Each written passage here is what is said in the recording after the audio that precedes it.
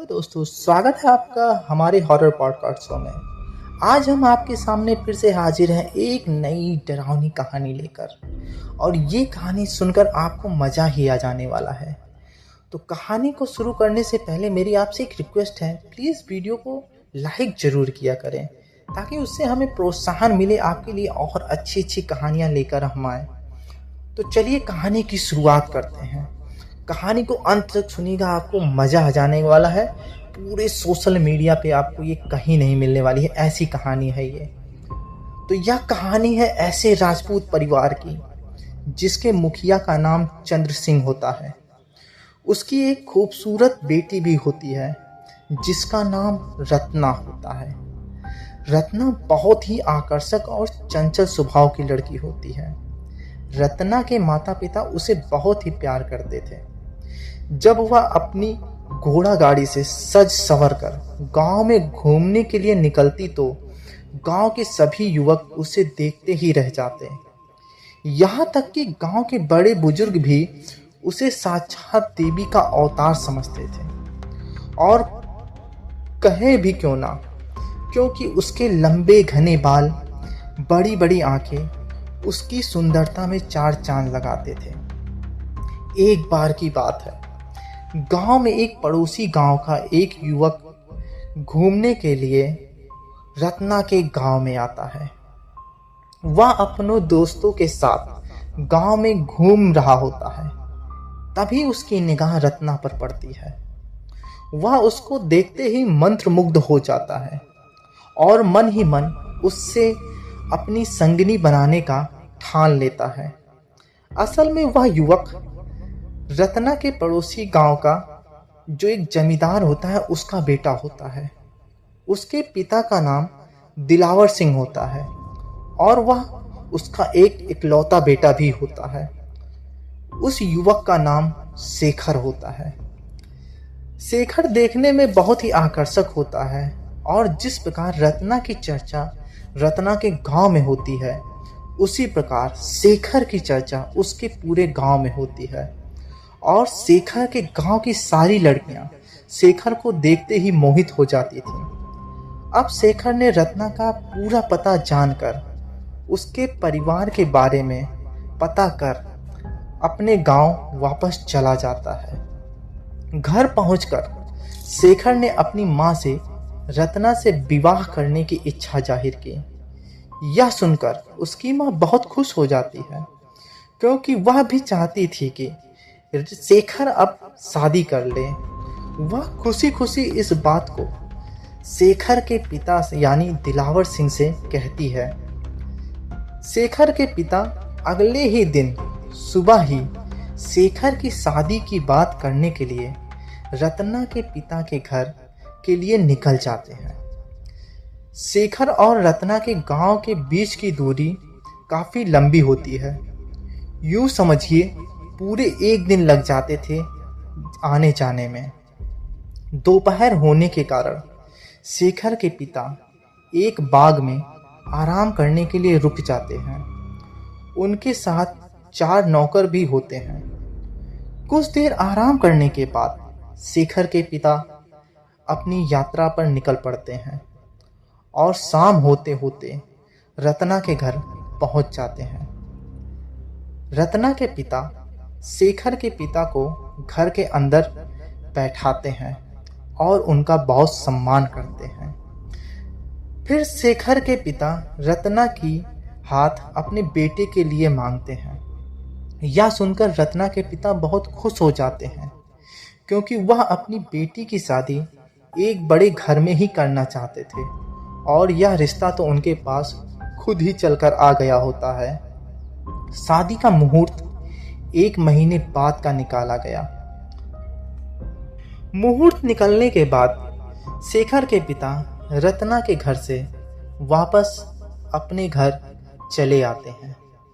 जब शेखर को यह बात पता चलती है कि रत्ना का विवाह अब शेखर से हो जाएगा, तो शेखर बहुत खुश होता है और वह अपनी मां को अपने गले लगा लेता है।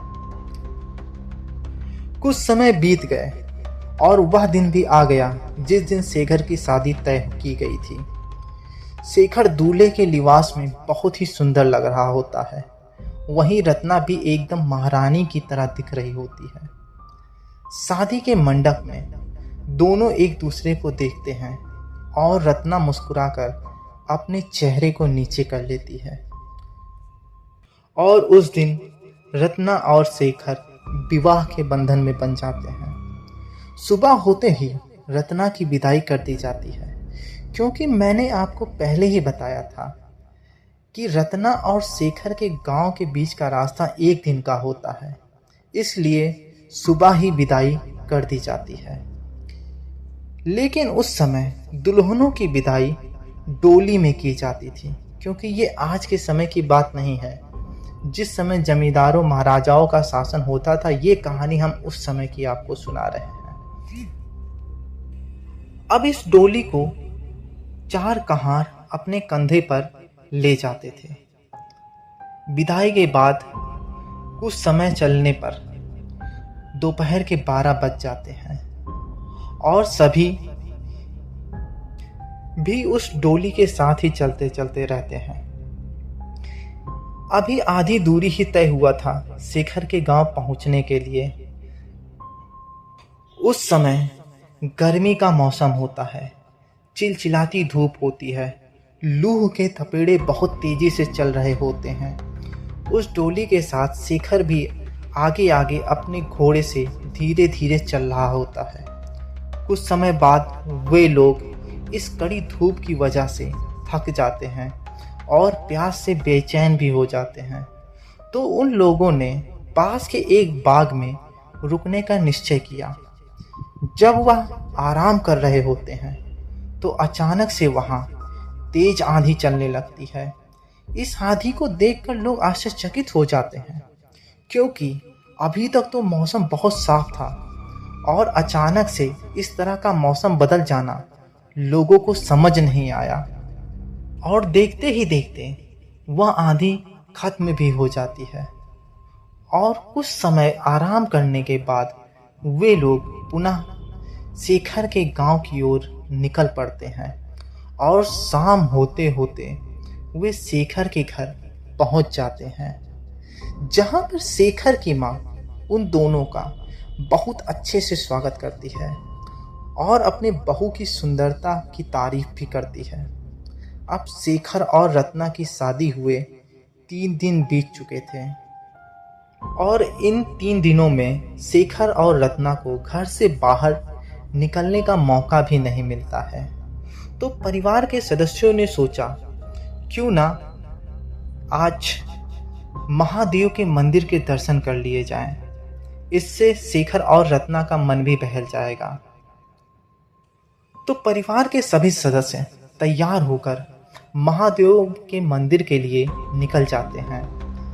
जब वह मंदिर के पास पहुंचते हैं तो सब लोग मंदिर के अंदर जाने लगते हैं, लेकिन शेखर और रत्ना के कदम मंदिर की चौखट को पार नहीं कर पाते हैं। यह देखकर शेखर के माता पिता हैरान हो जाते हैं, क्योंकि इससे पहले शेखर कई बार उस मंदिर में आया गया था। वह महादेव के मंदिर में बहुत उत्सुकता के साथ जाता था, लेकिन इस बार उसके कदम आगे बढ़ ही नहीं रहे होते हैं। यह देखकर शेखर के माता पिता ने शेखर और रत्ना को मंदिर में आने के लिए थोड़ा जबरदस्ती किया, लेकिन वह दोनों मंदिर के अंदर अपने कदम नहीं रख पाते हैं और वे दोनों तेजी से अपने घर की ओर वापस चले जाते हैं। यह विचित्र व्यवहार देखकर उन दोनों का शेखर के माता पिता कुछ समझ नहीं पाते हैं कि ऐसा क्या हो गया है। लेकिन शेखर के माता पिता पूजा पाठ करने के बाद ही घर वापस जाते हैं। शेखर के माता पिता जब उस रात सोए होते हैं तो शेखर के कमरे से एक अजीब सी डरावनी आवाज सुनाई देती है, मानो कोई आदमी और औरत हंसकर बात कर रहे हों।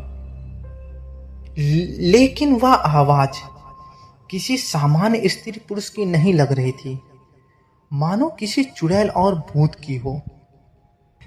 शेखर के माता पिता शेखर के कमरे के पास अब जाकर खड़े हो जाते हैं तो आवाज और भी साफ सुनाई देने लगती है।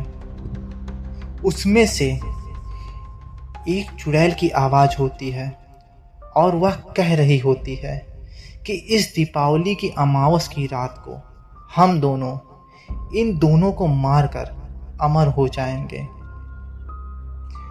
और एक बार फिर हम दोनों एक दूसरे के हो जाएंगे।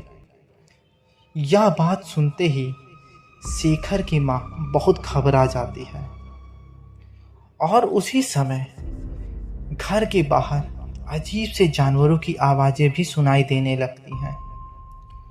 वह तुरंत शेखर के कमरे के दरवाजे को खटखटाती है।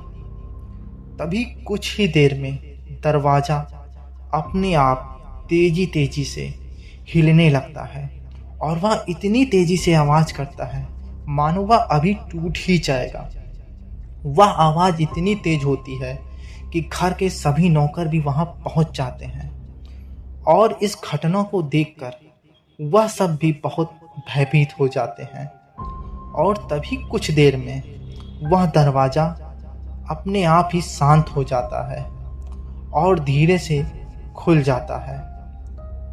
दरवाजा खोलने वाला खुद शेखर ही होता है और उसके पीछे उसकी पत्नी यानी रत्ना भी खड़ी होती है। तो शेखर पूछता है, क्या हुआ माँ, आप लोग यहाँ क्यों खड़े हो? आप लोग इतने हैरान क्यों हो? मानो आप लोगों ने किसी भूत को देख लिया हो। शेखर के माता पिता अब कुछ समझ नहीं पाते हैं और उनको समझ में आ भी नहीं रहा था कि यह क्या हो रहा है। उस दिन मंदिर में अजीब सी घटना हुई और आज इस रात में ये घटना हुई, लेकिन उन लोगों ने शेखर को कुछ भी नहीं बताया और कहा, बस हम लोग तुम्हारी तबीयत ठीक है कि नहीं यह जानने के लिए पूछने के लिए चले आए थे। और यह कहकर वह सब वहां से चले आते हैं। सुबह होते ही उनके घर पर एक बाबा आते हैं। वह कोई और नहीं, शेखर के खानदानी पुरोहित होते हैं। उनका यूं अचानक से अपने घर आया हुआ देखकर शेखर के पिता आश्चर्यचकित हो जाते हैं और पूछते हैं, बाबा जी आप यहाँ कैसे? तब बाबा जी कुछ भी नहीं कहते हुए और एक बात कहते हैं, शेखर और उसकी पत्नी को नीचे बुलाओ। यह बात सुनकर शेखर के पिता कुछ समझ नहीं पाते हैं, लेकिन वह उनका बहुत सम्मान करते थे, इसलिए शेखर के पिता अपने एक नौकर के द्वारा शेखर और रत्ना को नीचे आने के लिए बुलावा भेजते हैं। जब नौकर शेखर के कमरे का दरवाज़ा खटखटाता है और उसे नीचे आने के लिए कहता है तो उस कमरे से एक भयानक सी आवाज़ आती है और कोई कहता है, हम नीचे नहीं आने वाले, जाओ कह दो उस पाखंडी बाबा से।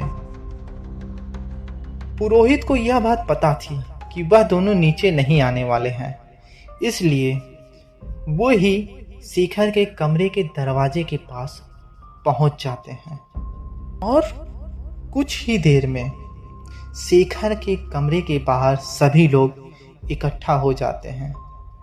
एक नौकर शेखर के कमरे का दरवाज़ा खोलने का प्रयास करता है, लेकिन वह दरवाज़ा कल रात की ही तरह एकदम जाम हो जाता है। कुछ लोग दरवाज़ा तोड़ने का भी प्रयास करते हैं, लेकिन वह दरवाज़ा नहीं खुलता है।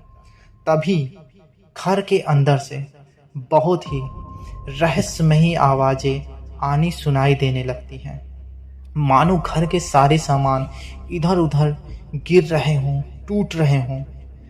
तभी बाबा अपने कमंडल में लिए हुए जल को अपने हथेली में रखकर कुछ मंत्र पढ़कर शेखर के कमरे के दरवाजे पर 3 बार उस जल का छिड़काव करते हैं और ऐसा करने से ही वह दरवाज़ा अपने आप ही खुल जाता है।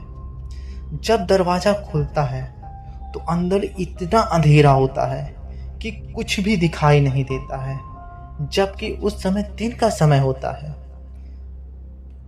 और जब बाबा अंदर कमरे में प्रवेश करते हैं तो वह एक कोने में, जहाँ बहुत घना अंधेरा होता है, वहाँ पर दो साए को खड़े हुए देखते हैं।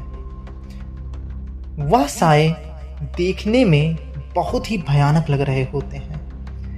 बड़ी बड़ी हाथ, लहराते घने बाल, आंखों में अंगार और चेहरे पे एक डरावनी मुस्कान। यह सब देखकर शेखर के जो नौकर होते हैं उसमें से कुछ भयभीत होकर वहां से भाग जाते हैं। तभी पुरोहित जी कहते हैं, कौन हो तुम और इन दोनों को तुमने वश में क्यों कर रखा है? बाबा के यह पूछने पर वे दोनों यानी चुड़ैल और भूत अत्यंत क्रोधित हो जाते हैं और धमकी भरी आवाज में पुरोहित से कहते हैं, पुरोहित तू यहाँ से चला जा, वरना तेरी मृत्यु आज निश्चित है। ये दोनों तो मरेंगे ही और इनका बचना भी अब नामुमकिन है। साथ में तेरी भी जान चली जाएगी। और ऐसा कहकर वह दोनों एक डरावनी हंसी हंसने लगते हैं। तभी बाबा अपने थैले में रखे भभूत को अपनी मुट्ठी में रखकर कुछ मंत्रों का उच्चारण कर उन दोनों पर फेंक देते हैं, जिससे वह आत्माएं बहुत ही बेबस हो जाती हैं। और एक बार फिर पुरोहित उनसे पूछता है, आप सच सच बताओ, यहाँ क्यों आए हो तुम दोनों? तब उनमें से चुड़ैल कहती है, हम दोनों प्रेमी प्रेमिका होते हैं, लेकिन हमारी जाति अलग होने की वजह से हमारे घर वालों ने हमें जो कि उस दिन शेखर और उसकी पत्नी जिस बाग में विदाई के दिन आराम कर रहे होते हैं, उस बाग में हमको फांसी पर लटका दिया था, जिससे हमारी मौत हो गई थी। उस दिन से हम दोनों यूं ही भटक रहे थे और जब हमने रत्ना और शेखर को देखा तो हमें एक बार फिर से मिलने का मौका दिखाई दिया। अब हम दोनों इनके शरीर को छोड़ के कभी नहीं जाने वाले हैं। यह सुनते ही पुरोहित ने कहा, मैं ऐसा नहीं होने दूंगा। तुम दोनों मर चुके हो और तुम्हें अब इस संसार को त्यागना होगा। ऐसा कहते हुए पुरोहित ने अपने मंत्रों का उच्चारण तेजी तेजी से करना शुरू कर दिया।